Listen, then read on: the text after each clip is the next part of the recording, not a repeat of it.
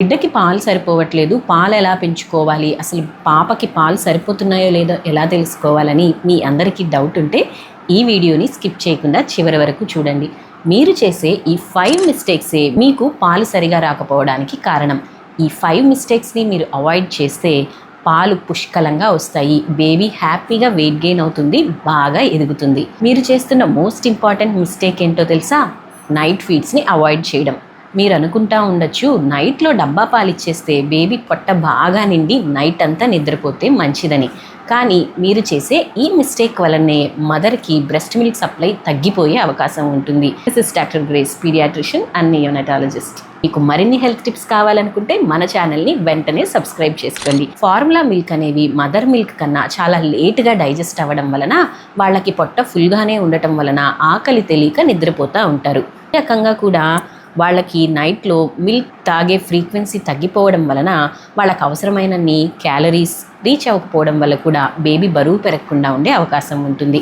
అంత మాత్రమే కాదు, ఇంకా మోస్ట్ ఇంపార్టెంట్ డేంజర్ ఇక్కడ జరిగేది ఏంటంటే, నైట్ టైం తల్లిపాల ఉత్పత్తికి ఎంతగానో అవసరమైన ప్రొలాక్టిన్ అనే హార్మోన్ బాగా ఉత్పత్తి జరుగుతూ ఉంటుంది. మీరు ఎప్పుడైతే నైట్ ఫీడ్స్ని స్కిప్ చేస్తారో ఈ ప్రొలాక్టిన్ హార్మోన్ తగ్గిపోవడం వలన ఓవరాల్గా మీకు పాల ఉత్పత్తి తగ్గిపోయే అవకాశం ఎక్కువగా ఉంటుంది.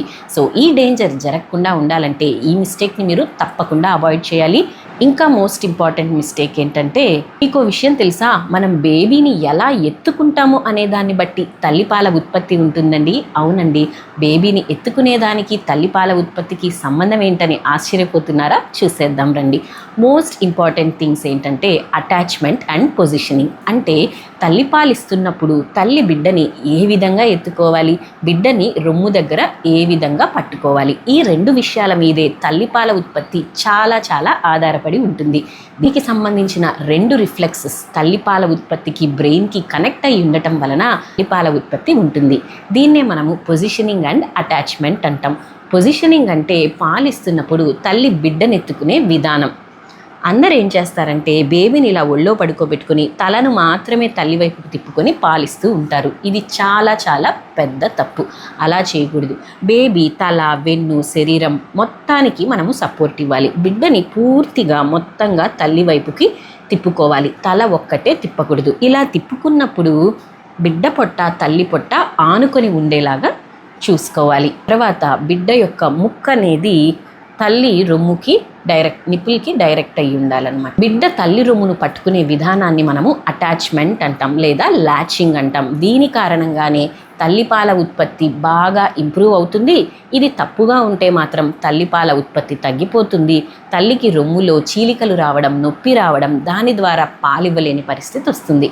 ప్రాపర్ అటాచ్మెంట్ అంటే మీరు 4 సైన్స్ గుర్తుపెట్టుకోవాలి. అదేంటంటే, బేబీ నోరు పెద్దగా తెరవబడి ఉండాలి, బేబీ యొక్క గడ్డం తల్లి రొమ్ముని ఆనుకొని ఉండాలి, కింద పెదవి బయటికి తిరిగి ఉండాలి, రొమ్ములోని నిప్పుల్ మాత్రమే కాకుండా చుట్టుపక్కల ఉన్న బ్రౌన్ ఏరియాని మనము ఏరియోలా అంటాం.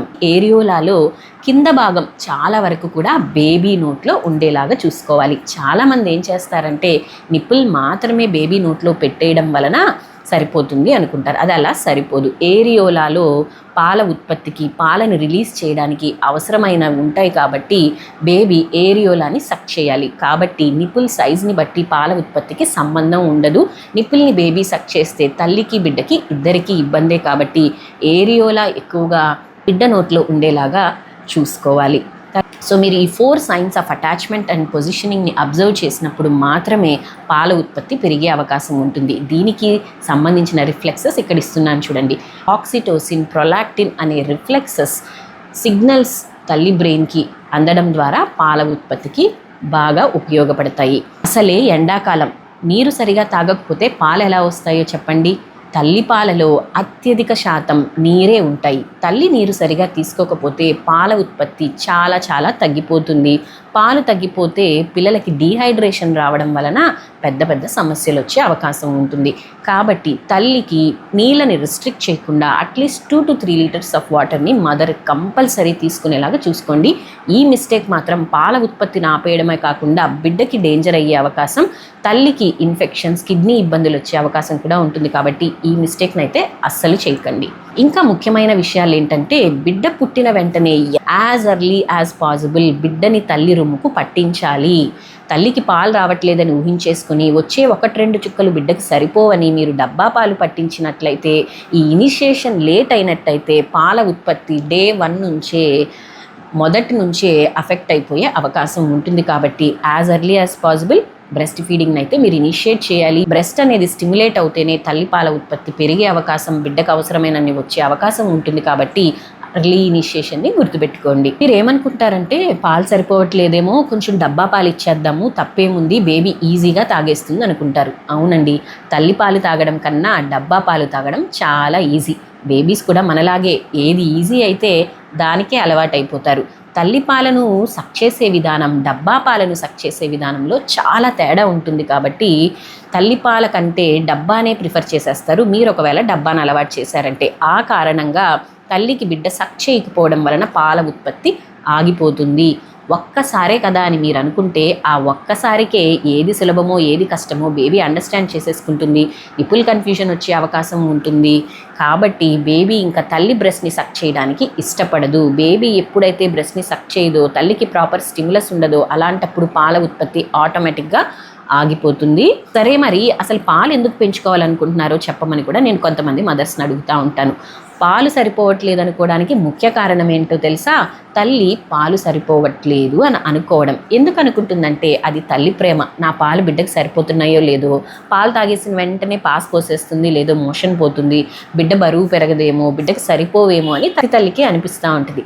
సో మీరు ముఖ్యంగా తెలుసుకోవాల్సింది ఏంటంటే తల్లి పాలు సరిపోతున్నాయో లేదా ఎలా తెలుసుకోవాలని 4 ఇంపార్టెంట్ థింగ్స్ని మనము చూద్దాము. తల్లి పాలు సరిపోతున్నాయో లేదా తెలుసుకోవడానికి most important thing weight gain ఉండాలి. ఈ వెయిట్ గెయిన్ని బేబీ ఒకవేళ సిక్గా లేదు అంటే మీరు మరీ ప్రతిరోజు చెక్ చేసుకోవాల్సిన అవసరం లేదు.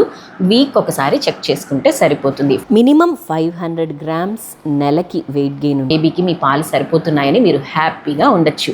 బేబీ యూరిన్ పాస్ చేయడం 6 to 8 times పర్ డే ఉంటే కూడా బేబీకి పాలు సరిపోతున్నాయని అర్థం.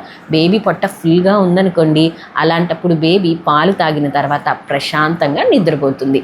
ఇది 3rd సైన్. 4th సైన్ ప్రతి ఒక్కరిలో ఉండాల్సిన అవసరం లేదు, కానీ ఇనిషియల్ డేస్లో చాలామంది మదర్స్లో ఉంటుంది లెట్ డౌన్ రిఫ్లెక్స్.